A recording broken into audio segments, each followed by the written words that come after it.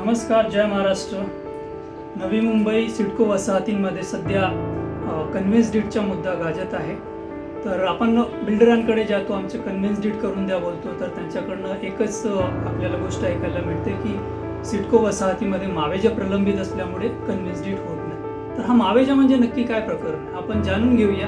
हे मावेजा म्हणजे नक्की काय. जेव्हा शहरांचे शिल्पकार सिडको यांनी शेतकऱ्यांची जमीन भूसंपादित करून घेतली आणि त्या बदल्यामध्ये 12.5% त्यांना जमीन दिली, त्याचबरोबर त्या जमिनीचा मोबदला दिला. म्हणजे इफ सपोज 2005 साली त्या जमिनीचा रेट असेल समजा 100 रुपये पर स्क्वेअर फीट आणि समजा त्याच्या बाजूची जमीन दुसऱ्या तिसऱ्या वर्षी विकली तर त्या जमिनीचा भाव असेल 125 रुपये किंवा 150 रुपये.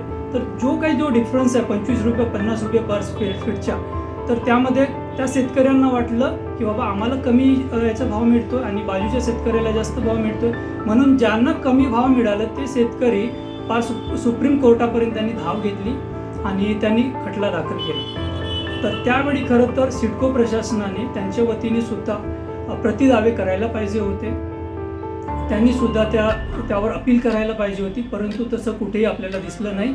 आणि एकतर्फी खटला असल्या कारणास्तव न्यायालयाने शेतकऱ्यांच्या बाजूने तो निवाडा लावला. तर त्यांचा जो वाढीव मोबदला आहे, वाढीव जो मावेजा आहे, तो कुणी भरायचा, तर तो बिल्डरांनी भरायचा. ज्यावेळी आपण फ्लॅट खरेदी करतेवेळी आपल्याला तर काही माहिती नसते बाबा कन्व्हेन्स डीड काय असतं, हा मावेजा काय असते. आपण फक्त बिल्डरकडे जातो, त्यांच्याकडनं फ्लॅट खरेदी करतो आणि आपल्याला वाटतं की आपल्याकडे जे इंडेक्स 2 आहे, आपलं रजिस्ट्रेशन झालं म्हणजेच आपलं घर आपल्या ताब्यात आहे, परंतु तसं कुठेही नाही आहे. जरी आपलं फ्लॅट आपल्या नावावर असलं तरी ती जी फ्लॅटची जागा किंवा ती सोसायटीची जागा जेव्हापर्यंत सोसायटीच्या नावावर होत नाही तेव्हापर्यंत आपण खरे मालक आहोत असं आपल्याला म्हणता येणार नाही. तर ते करण्याकरता आपल्याला कन्व्हेन्स डीड करून घेणं अतिशय महत्त्वाचं आहे.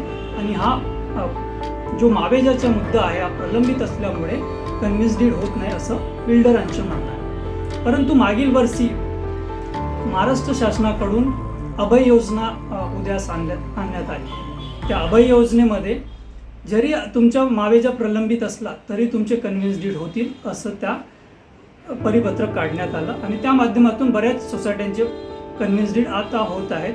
परंतु बिल्डर अजूनही आपल्याकडे तेच रडगाणे घेऊन बसतात की मावेजा पेंडिंग आहे. तर तो मावेजा कुणी भरावा, कुणाच्या माध्यमातून तो अदा करण्यात यावा, याबद्दल आपण सुद्धा कोर्टात गेलं पाहिजे, आपण सुद्धा सुप्रीम कोर्टापर्यंत धाव घेतली पाहिजे. तेव्हा पुढे हा मुद्दा मार्गी लागेल असं मला वाटते. एकतर सिडको जागा विकून मोकळे झालेत, त्यानंतर बिल्डर आपले फ्लॅट विकून मोकळे झालेत. आता अडकलोय कोण, तर आपण सोसायट्यांचे लोक, आपण फ्लॅटधारक, आपण सोसायट्यांचे पदाधिकारी, अध्यक्ष, सचिव. तर काय करावं यावर सुद्धा आपण एक उपाययोजना करूया. काही दिवसात आपण यावर विचार विमर्श करून कोर्टात कसं जाता येईल आपण ते पण जाणून घेऊया. आणि पुढील व्हिडिओमध्ये जरी आपल्याकडे मावेजा असला तरी आपण कशा प्रकारे आपल्या सोसायटीचे कन्व्हेन्स डीड करू शकतो त्यावर नक्कीच पुढचा व्हिडिओ घेऊन येतो.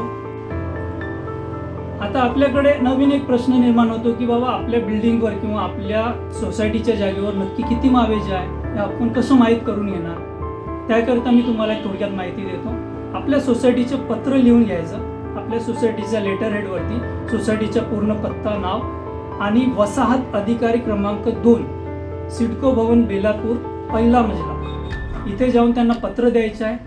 त्या पत्रावर त्यांच्याकडे पाठपुरावा करायचा आहे. काही दिवसानंतर ते पत्र लिहून देतात आपल्याला आणि ते पत्र त्यांचं उत्तर म्हणजे त्या पत्राचे उत्तर घेऊन आपण मेट्रो सेंटरला जायचं आहे. तर हे मेट्रो सेंटर कुठे आहे, मेट्रो सेंटर आहे आपलं न्यू पनवेलचं अभ्युदय बँक किंवा बांटिया स्कूल, कुणालाही विचारा, त्याच्याजवळ मेट्रो सेंटर आहे. तिथे जाऊन ते पत्र द्यायचं आहे, ते जमा करायचं आणि परत त्या अधिकाऱ्यांकडे काही दिवस पाठपुरावा करायचा आहे. आणि पाठपुरावा केल्यानंतर 1 महिना 2 महिन्यामध्ये तुम्हाला तुमच्या सोसायटीवर, तुमच्या त्या सोसायटीच्या जागेवर किती मावेजा आहे ते सुद्धा कळून जाईल. काही आपल्याला आवश्यकता असल्यास आम्हाला जरूर संपर्क साधा, आम्ही आपला नंबर आपल्याला देतो. जय हिंद, जय महाराष्ट्र.